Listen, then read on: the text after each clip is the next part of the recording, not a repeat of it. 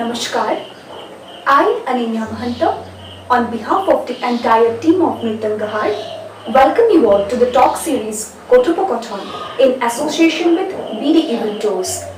Today, we have amongst us a senior artist who is not only a graceful Sattriya dancer, but also a research scholar holder in that particular field. She is none other than our respected Dr. Anwesa Mahanta from Guwahati, Assam. Anwesa Mahanta received her training from the eminent artist and maestro, Sangeet Natak Academy awardee, Banacharya Odhyapak Ghanakanta Bora. She is also the recipient of Ustad Bismillah Khan Yuva Puraskar awardee and the Sangeet Natak Academy. Since the year 2000, as a soloist, she has not only earned laurels for her unique choreographies and amazing dance presentations across the country, but also across the globe. Let's welcome her with all joys and smiles. Anwesa ma, welcome to this talk series of Kothupokothon. And I have a small confession before I start this talk series. It has always been my wish list to sit beside you and converse regarding your art form, to know about you. And I was somewhere searching for that opportunity, that right moment, which finally fell on my lap. And so, in the first place, welcome to this talk show, and how are you feeling to be a part of it? I'd just love to know a bit line on your feeling. First and foremost, thank you so much, Ananya, for those kind words, and I really feel humbled that you say so. But I am actually very inspired to see how the young comers are creating such new spaces for arts, because I always believe that it's not just a practitioner's solo journey in the field of arts. We always have to be responsible for creating more spaces, and how do we together as a combined effort, how we take our arts ahead. It could be any art form, it could be pottery or any other. And most importantly, we need to create such spaces where we exchange our thoughts, exchange our discourses on dance. That's where we can go ahead. And I'm really happy that Nrityangahara team is creating such space, and I'm really happy to be a part of this series. And as I heard, I'm the first one to be in this, so I really feel honored. Thank you for that trust, and my best wishes to the entire team ahead. Thank you. Okay, so Ba, how did your initial journey into the field of Sattriya dance start? I would love to know about it in the first place. The first space, actually, it started with a whole lot of fascination. You are also from a hot tradition. And you know that in the hot draws, we are initiated to those, even in the form of lullabies, or in the form of evening prayers, or our grandmothers or our parents, how they initiate us to the entire tradition. So my first initiation was definitely with those informal learnings, but I was very much drawn towards Bhavana, and the Bhavana performance is now more as a research scholar. When I look back to those memories, I see how those Bhavana performance holds a transformative power of performance. The same person, is so different, and the moment he is with makeup and costume, totally, and with his movements, totally becomes a different person. So I think that's where the fascination started, and that's where the entire journey towards understanding performance started. And once with that fascination, when I went to Adhyapak, of course here I would also have to say that I am really blessed that my parents during their field work also I got to travel with them. And while they were talking to different masters or different experts in the field of traditional arts, or such practitioners, I was a little one who was just totally absorbed by the entire grandeur of an artist's personality. But those impressions did remain in my mind, and when I met Adhyapak, I think the journey altogether took a different turn, because everything was, that fascination was getting processed. So, initially, of course, it was the training period, and the movements were getting curved. But now, when I realize how the beauty of that process, fascination happened. So I think now it's Sattriya is my viewpoint after so many years of learning under Adhyapak, working under him, and also later on doing my own work. I think Sattriya now, from that initial journey of fascination, has become a worldview itself. Yeah. Thank you. It was so beautiful. You so beautifully described this each and every word. I could feel your journey. Okay, so also you are known for your unique dance choreographies, and on a personal note, I have remembered those days where I used to, have my lunch watching your videos. I used to see that what she is doing. Then my mother used to be there with me at the time. Often I used to tell her, and I have, absorbed your entire this. Process of presenting a dance number every time you are on the stage. So I would love to know about your process of, this choreographing any number when you are there. What's your process? Do you shift yourself to a different zone, like before you start any piece, or do you read or write? What's your process? Yes, I get zoned out, definitely. But here, if you give so much of, put so much of adjectives, thank you so much. But the entire credit again, I would like to put it to Adhyapak, because he is an amazing storyteller. And my mom is also, an amazing storyteller. So, because she is into short story writing, so I think those creation of narratives, you have to be a storyteller. When you're a dancer, you also have to be a storyteller. So those creation of narratives had inspired me a lot, and especially even now. So when we travel together with Adhyapak, or even now when I sit with him, at this age, I also tell Adhyapak, please tell me a story, and he used to first laugh. Is it your age to hear a story? I said, no, I have to hear a story from you.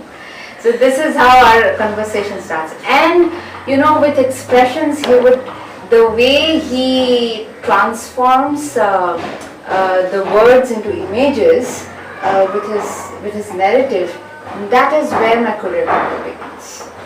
And most of the pieces which I have done have actually started on a very informal way, like sometimes talking with my parents, discussing few areas of our texts, Bhakti literature, our texts, and then immediately it clicks that why can't I do this piece, and the thought process starts. So sometimes initially I did start writing, but now everything is here. Everything happens here. It gets layered and layered and layered. I start writing, yes. Writing is also a part of the choreography. But more than writing, now again I have realized the layering happens on my studio. So the first phase, the entire choreographic narrative happens. The second phase, the third phase, fourth phase, and it's endless.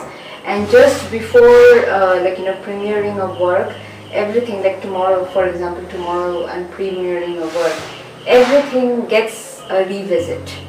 What those layerings happen. So it's not just very spontaneous work, but sometimes yes, I do a lot of extempor work also. My team knows very well that even if I rehearse certain piece, if that context and space sometimes is so overwhelming that a new narrative evolves from that space.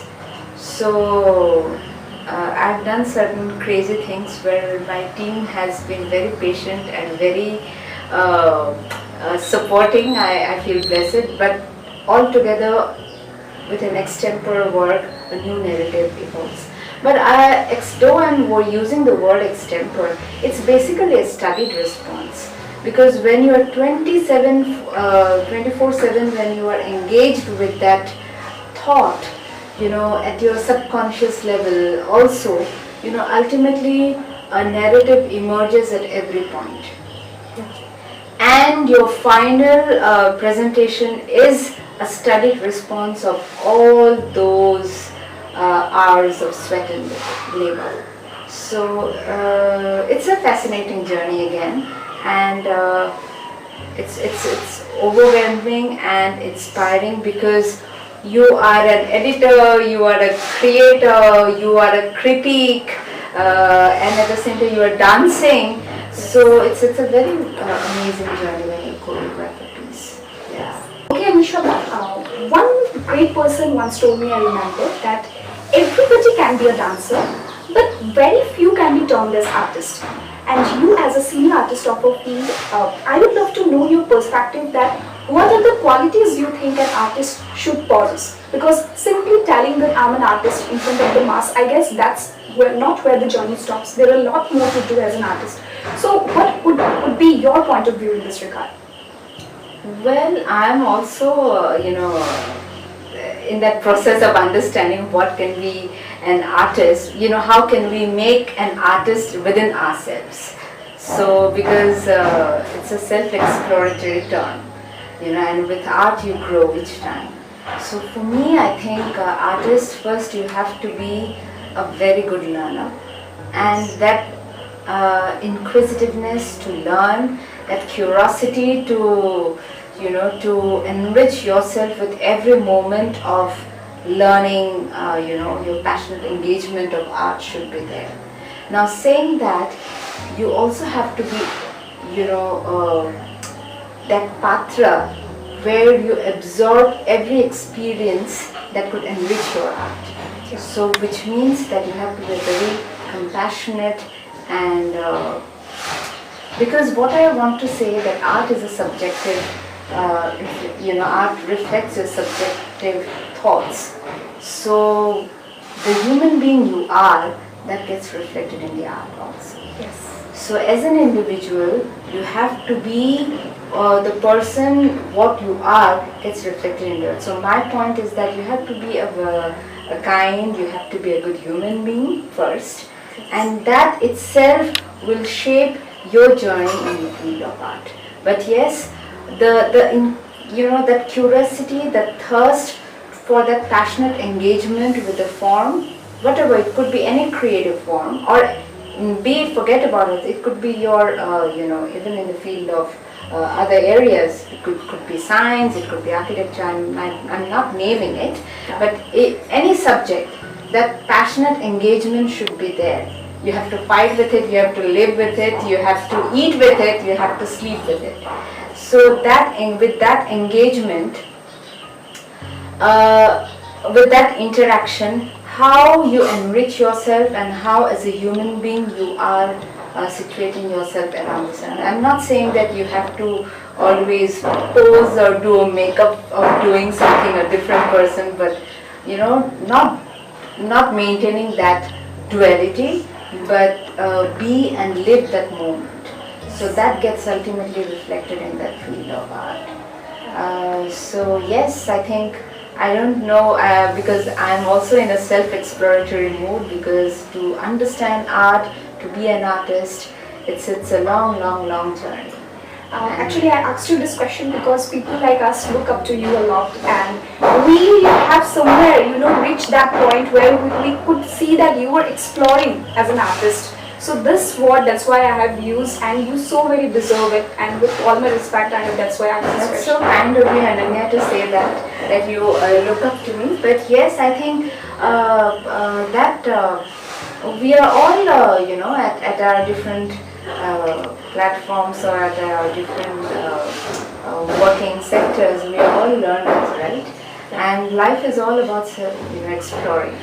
So yeah, we are all explorers, and we meet and we interact. Yes, thank you. Now coming to a very serious topic, it's a aura of 21st century. We are progressing in terms of the cultural aspect, science and technology aspect, but still there are a section of people, particularly our name is guardians or parents, like they still believe in the concept that extracurricular activities, hamper studies at certain age, or like it will abolishes the balance in one's life. It may create some sort of, so if they used to tell to their son or daughter that focus on the studies, due to which what happens is many of them used to leave their passion at some point of time. Although they may have some sort of that interest within them, but still because of the burden of family.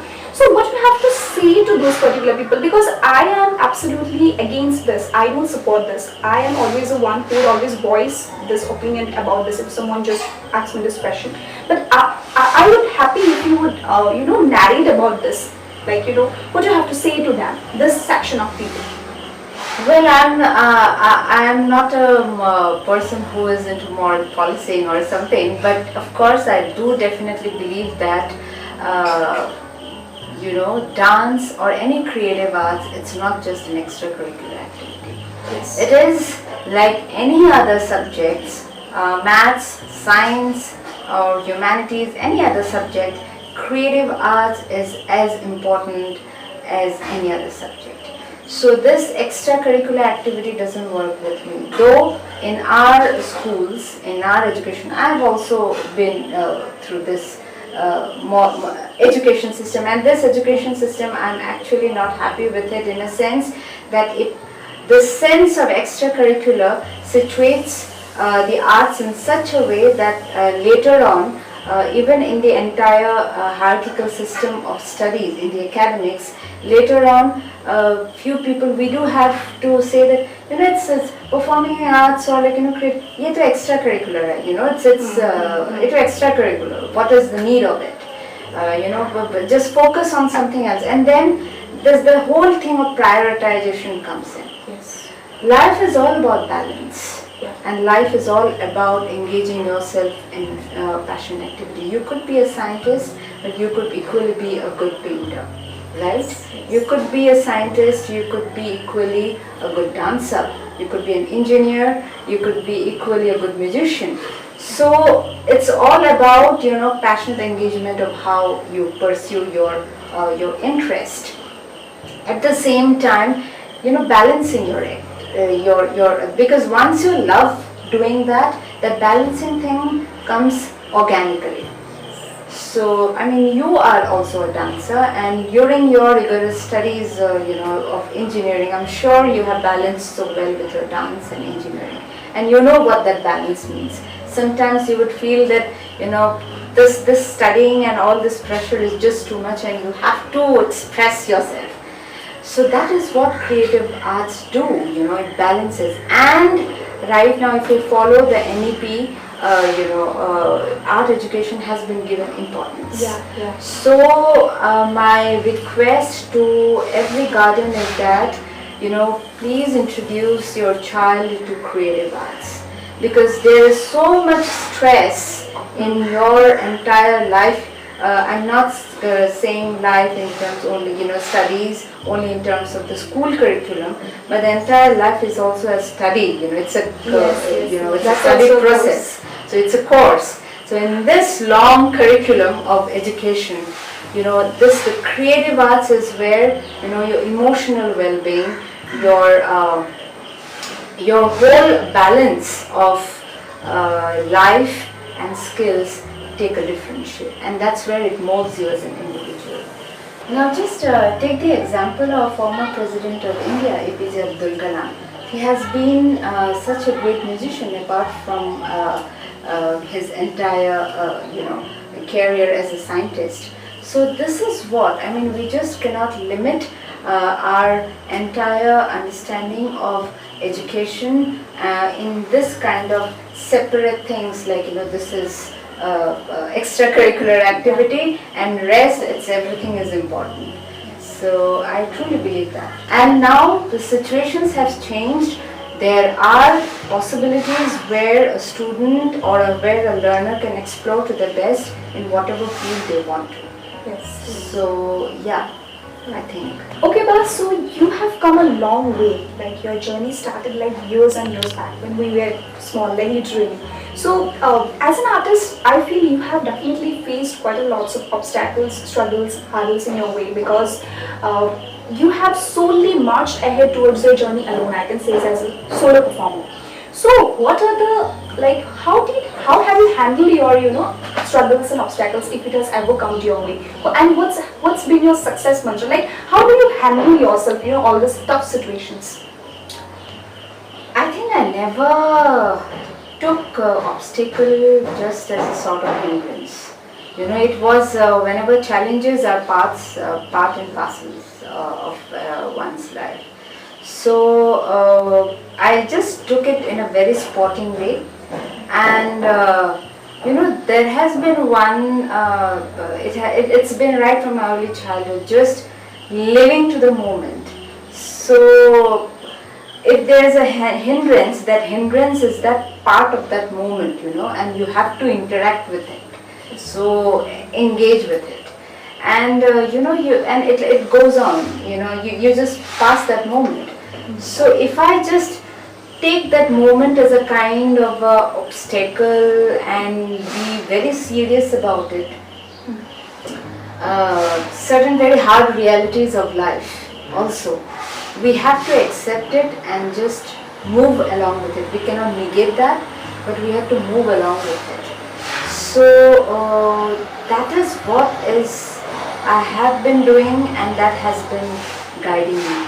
I never say an experience, this is bad or this is good. Everything contributes to the journey of life. Every aspect, sometimes that experience, you might not appreciate it, but that has given you a lesson which you will remember throughout your life.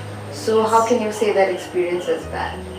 That experience is also to cherish a good experience. So life is not about just one single color. It would be so boring, no? With one single color. Life, you can enjoy life with variety of colors, and these colors comes with different shades.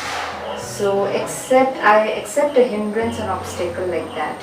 And yes, it's been a very tough journey, but as I said, I never accept challenge as just a challenge, but I live to that moment and I try to move along with it. Yeah. Thank you. I got motivated through your words. So we're coming to the last part of this episode. Now, we could see that many people are now coming up to learn Sattriya dance with time. If it's more than before, people are now knowing about Sattriya dance, people are now coming ahead, and also not like a Sattriya dance to other classical art forms also. So I would love to know any suggestion that you would like to give to all the young dancers who are now coming up, because learning, coming forward to learn an art form is not that uncommon thing, but rather sticking to it and trying to continue with time in order to get a great outcome is something that we as a dancer cherish. So in order for that thing to happen, what do you have to say to all the young artists or young dancers who are now coming forward? I think one is definitely first, be a very good and inquisitive learner. The more you learn, the more you get enriched, and that is going to help you. So to be, if one wants to pursue dance is not something that ends in a 5 years course or a 7-year course. That 7-year course will definitely give you a good base or firm basic training in that field, but that is just an introduction. With that introduction, if you want to explore further, the journey actually starts from that point. So first you have to be very patient and open yourself to all kinds of learnings. And in any field actually, that inquisitiveness to learn, that curiosity should be there, and that is a prerequisite for any good performer, any good artist. I feel, because even now I say that I have lot more things to learn from the classical, because again just imagine the case of pottery, it's 600 years old tradition. How can you imagine with 30-40 years you can with my 30 years of training, I just feel I have learned only one single drop of the ocean. So the potential to learn is more, and the more you learn, your thoughts will guide you. ultimately, just imagine with 30 years of experience, when I am working now with a choreography, this whole years of learning is going to guide me. So, but if I restrict myself to 2 years of learning and just start thinking about a choreography, that choreography I'm not saying, you should, that is also part of the learning, but I'm saying that if you just pressurize yourself with that, your choreography is going to reflect the 2 years of learning, right? Yeah. So you cannot just restrict your learning to those 5 years or 7 years and stop doing it. You have to, that learner should be there lifelong, and that's where you can progress.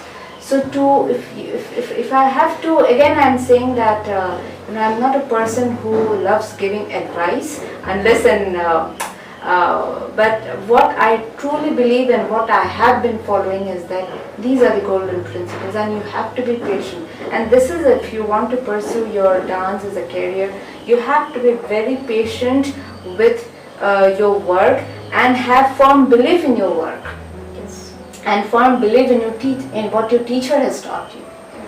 So anything, a second person, if why don't you do this, why don't you do that, why don't you go for try this and do that, all those things might come in, but sit and think what your teachings are guiding you. Teachings, in a sense, I'm saying all the lessons which are what the philosophy, the call of the philosophy or call of that tradition is taking you. If it says from the inner call, it says that this is what I can do, if you truly you are happy with it, you please go ahead. That's where you will stand. But if you're just in a halfway, you are not saying only because the second person is saying you to do it and you are doing it with a certain compulsion, that's not going to reflect. Yes. So my say is only that please listen to your conscience and work with that teachings which the masters have given you with so much of confidence. A tradition moves ahead with changes, but how the change evolves a tradition, that is also important. Tradition grows.